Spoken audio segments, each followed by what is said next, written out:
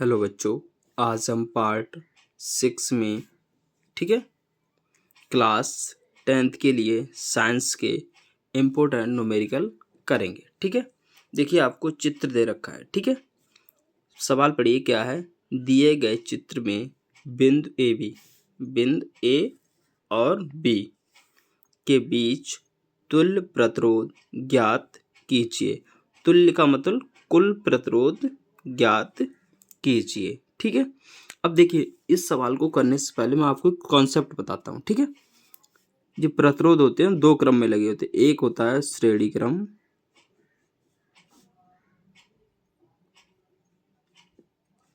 ठीक है, श्रेणी क्रम में जो तुल्य प्रतिरोध होता है क्या होता है, आर बराबर R1 plus R2 plus R3, ठीक है, प्लस डॉट डॉट, मतलब और भी हैं तो आप और भी जोड़ सकते हैं।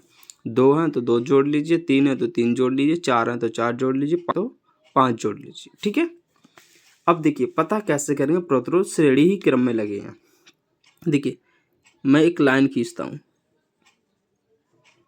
ठीक है, अगर इसी लाइन में अगर प्रतिरोध लगे, ऐसे लगेंगे बीच में, एक ये रहा और एक ये रहा और एक ये रहा। ठीक है, अगर सीधी लाइन में लगे तो ये कौन सा क्रम होगा, श्रेणी क्रम। ठीक है, अब देखिए अब होता है एक समांतर क्रम।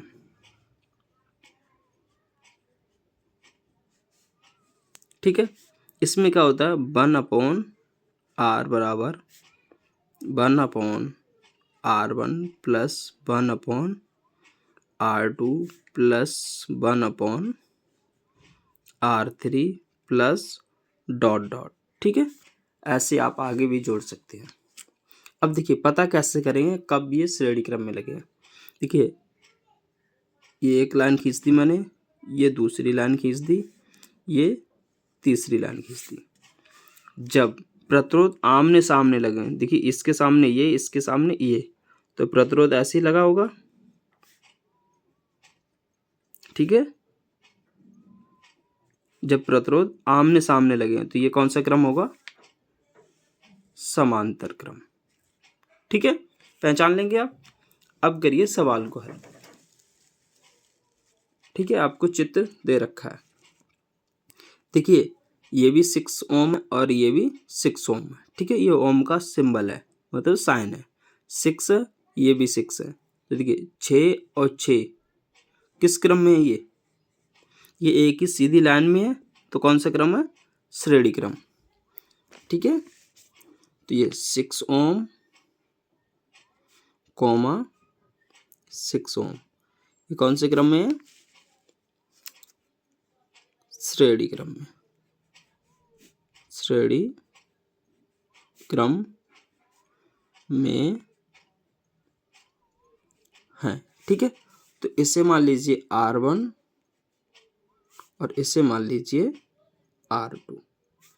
ठीक है, तो इनका तुल्य प्रतिरोध क्या हो जाएगा, R बराबर R1 प्लस R2। ठीक है, कि दो है तो मैंने दो के लिए लगा लिया, तीन होते मैं तीन कर लेता, इसमें एक और जोड़ देता। देखिए R1 कितना दे रखा है, 6 प्लस R2 कितना दे रखा है, 6, 6 और 6 कितने हो जाएंगे, 12 R।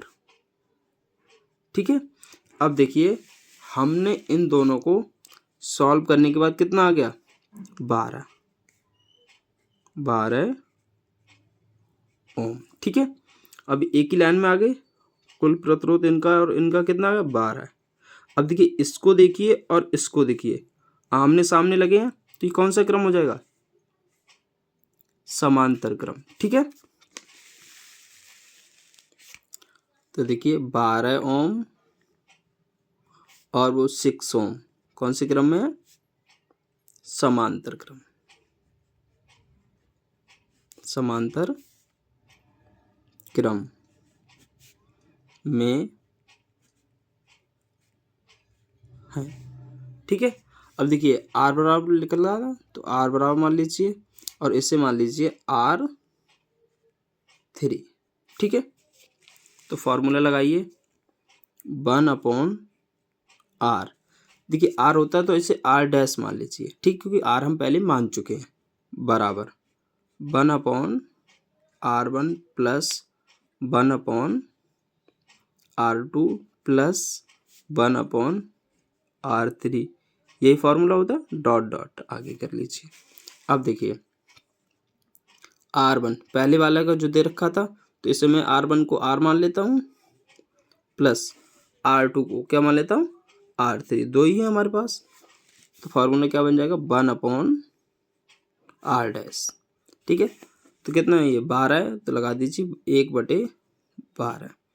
r3 कितना है 1/6।